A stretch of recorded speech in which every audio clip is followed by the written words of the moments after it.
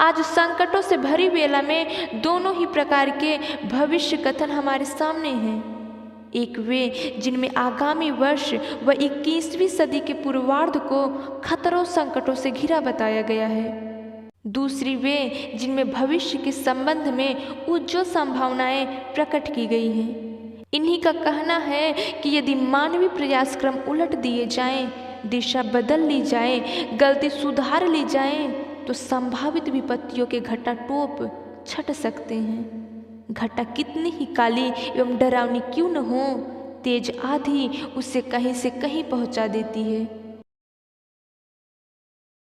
अमेरिकी वैज्ञानिक Benjamin Franklin ने तड़ित बिजली को चमकते देखकर सोचा कि इस वर्षा भरे तूफान में पतंग उड़ाकर देखा जाए।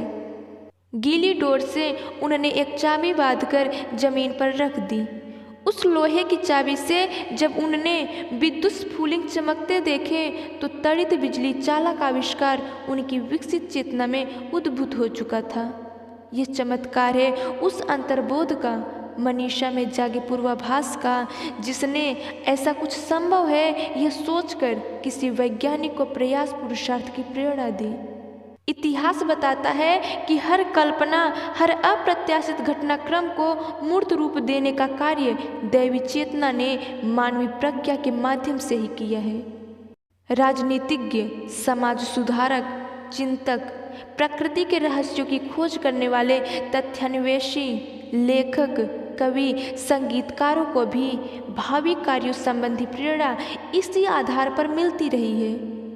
यहाँ तक कि असंभव को संभव कर दिखाने वाली प्रकृति प्रेरणा भी अचेतन में ही जन्मी व मिस्र के पिरामिड, चीन की दीवार, पनामा स्वेज नहर, ताजमहल, हॉलैंड द्वारा समुद्र में डूबी धरती पर खेती आदि जैसे काम संपन्न होते चले गए, जिन्हें युगांतरकारी कहा जाता है।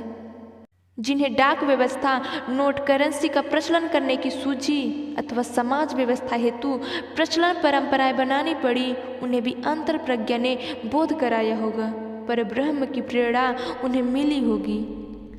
वही अंतः प्रेरणा, विकसित चेतना आज भविष्य पर दृष्टि डाले कुछ कहने पर उतारू है।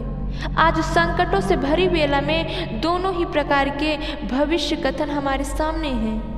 एक वे जिनमें आगामी वर्ष व 21वीं सदी के पूर्वार्ध को खतरों संकटों से घिरा बताया गया है। दूसरी वे जिनमें भविष्य के संबंध में उज्ज्वल संभावनाएं प्रकट की गई हैं।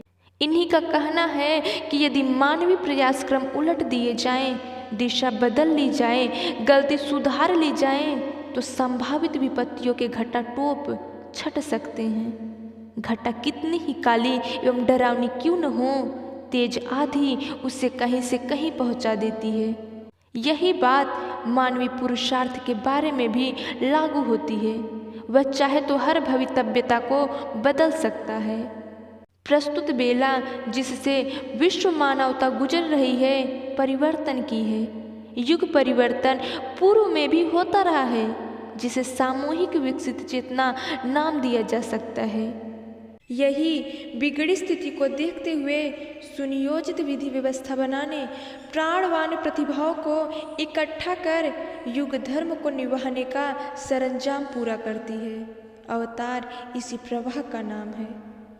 इन दिनों उसी महाकाल की प्रबल प्रेरणाएं युग परिवर्तन के निमित्त नई परिस्थितियां विनिर्मित करती देखी जा सकती हैं।